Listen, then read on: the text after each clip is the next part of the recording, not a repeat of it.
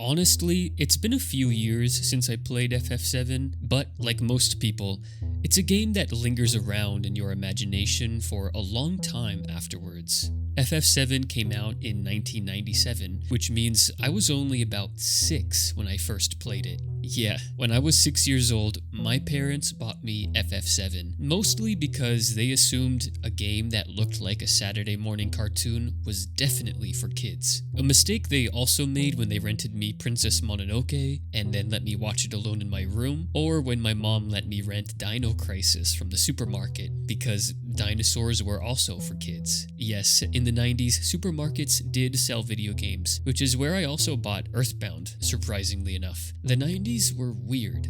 Anyway, when 6-year-old me booted up FF7, nothing in my vastly experienced life until that point could have prepared me for the utter strangeness of the landscape that awaited. That first night, I remember getting stuck on the bombing mission, unable to beat the scorpion tail boss, and I asked my dad for help. He was too busy, so I waited until the next day to try again and beat it first thing in the morning, which is essentially when my Final Fantasy addiction began in earnest and never ended. I didn't understand much of what I saw, did, or read in FF7. Since video games rarely had any voice acting back then, I was a very early reader, but that still wouldn't have made up for the fact that FF7 got very weird very quickly, introducing me to a cross-dressing hero who has nervous breakdowns in brothels, or who threatens to tear bodily members off of middle-aged pimps. Needless to say, much of this nuance was lost on me, but what wasn't lost was the tangible sadness of the game. It showed me a potential future of humanity in which the majority of the human race lived in squalor, abused and exploited by a tyrannical corporation that had seized control of the government in order to enrich itself on the planet's resources. These were huge, serious themes, ones that even a child was able to understand, because underlying them are the game's core values of compassion for suffering and the sanctity of human dignity. A child is able to understand ideas like these, ideas that say that human lives are worth protecting and that the earth itself is a living thing. The intricacies of the plot were too convoluted, of course, but that didn't take away from the essential experience of FF7, because this is a game that doesn't only tell its story through character dialogue and expository lore. These themes are communicated visually in the landscape we explore and the music bringing that landscape to life. There is a desolation in the environment that immediately comes across to the eye of the player. Midgar is famously dirty, cluttered, and devoid of human comfort. And outside of the city, when the world begins opening up, we see Midgar for what it really is, a sort of blemish on the earth, a wound that grows and digs itself deeper. As we venture away from this concentration of suffering, we encounter a much quieter and lonelier world, where people live relatively meaningless lives that are pointlessly enriched by the vanities of capitalism. For example, the grotesque abundance of the golden saucer is one of the few distractions from humanity's general unhappiness. It's raised up above the world. The golden saucer is like a confused dream, and there is something unsettling about being there. Ironically, a prison is at its base, continuing a motif in FF7 that equates human suffering to the earth itself. The most impoverished people of Midgar live below the plates, on the base layer, or even under. The survivors of North Coral live perpetually in the dust and dirt. The message is that the lot of humanity is tied together with the destiny of the planet. When the planet is dying, humanity begins to die with it.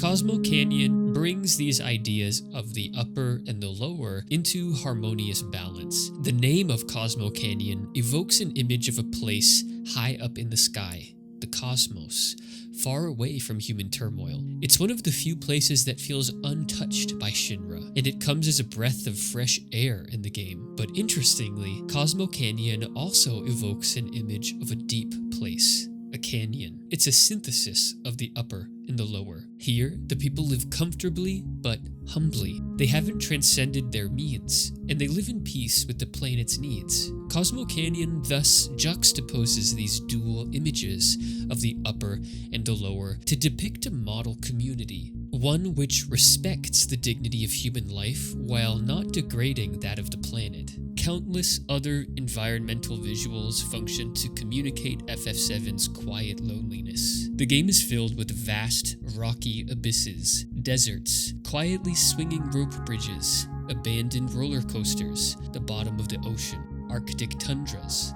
meteor craters.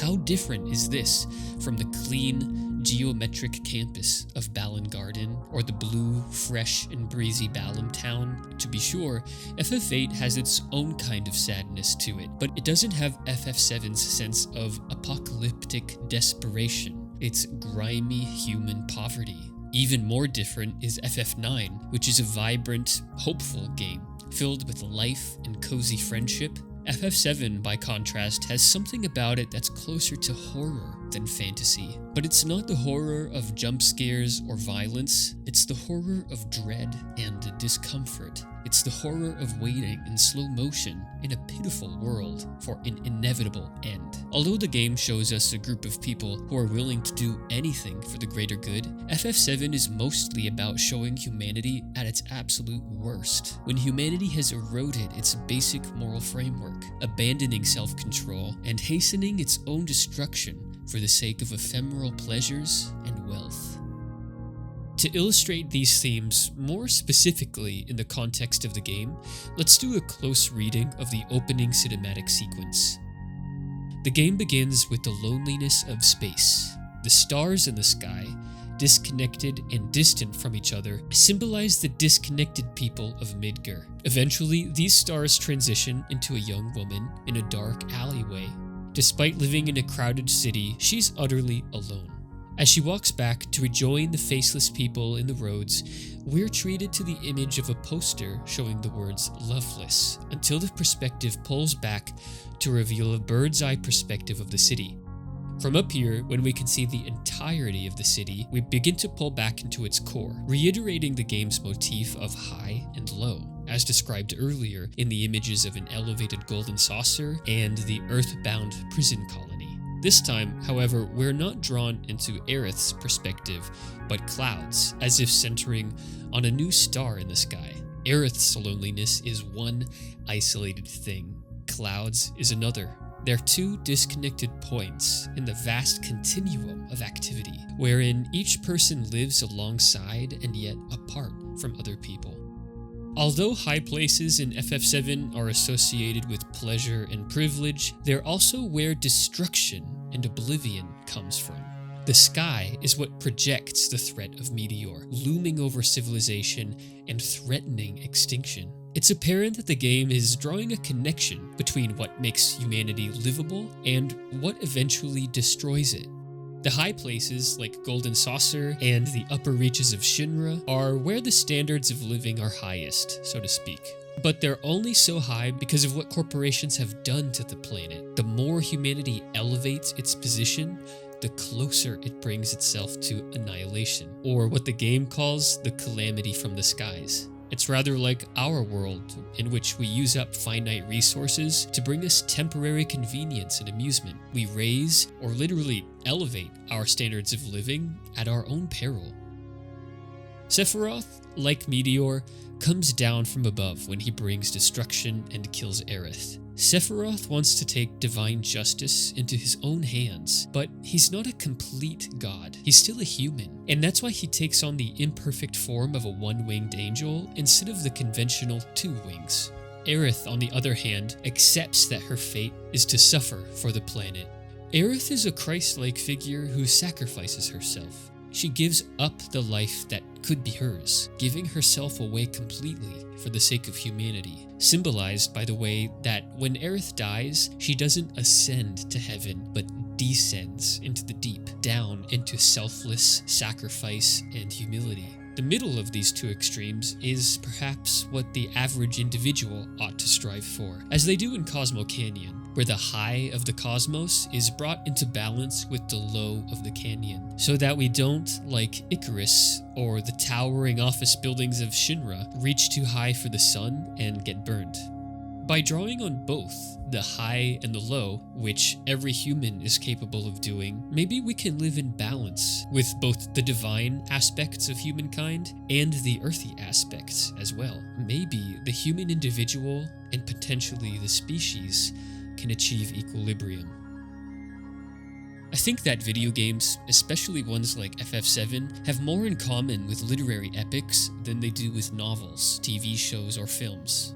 Literary epics, like the Iliad or the Odyssey or the Epic of Gilgamesh, are known to convey every social value of the society they come from. If we view FF7 as this kind of social epic, then it too has these all-encompassing themes, though its themes are more modern than ancient. FF7 teaches us how the protection of the Earth is now seen as mankind's unique responsibility. It shows us that the power of science can either destroy or save the human race. It explores the threat and fear of human extinction, the complicated relationship between man and machine, and the dignity that every human life deserves.